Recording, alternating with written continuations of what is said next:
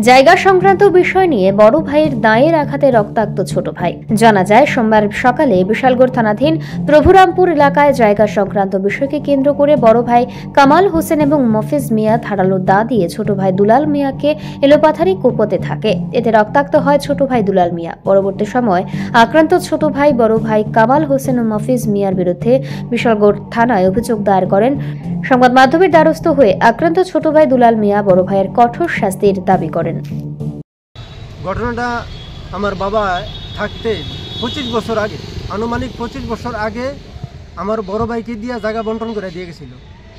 সেই বড় ভাই আবার এখন নতুন করে এই বাইরে দিয়ে ওই বাইরে দিয়া নতুন করে বন্টন করাতে চায়।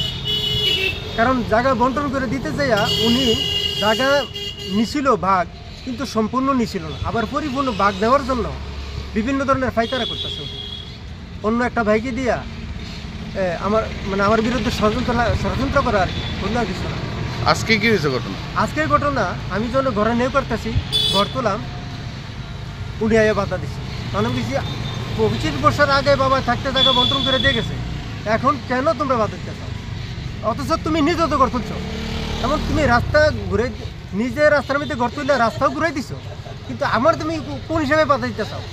আপনার উপর আক্রমণ কে করছে? আক্রমণ করছে কামাল হোসেন, কি লাগে মফিজ মিয়া, কি লাগে আমার বড় ভাই। বড় ভাই? হ্যাঁ, তারা কি দিয়ে আঘাত করছে?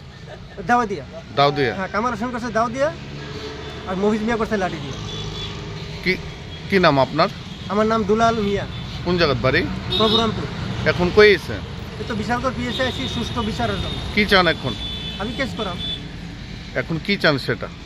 ব্যুরো রিপোর্ট, পাবলিক নাও।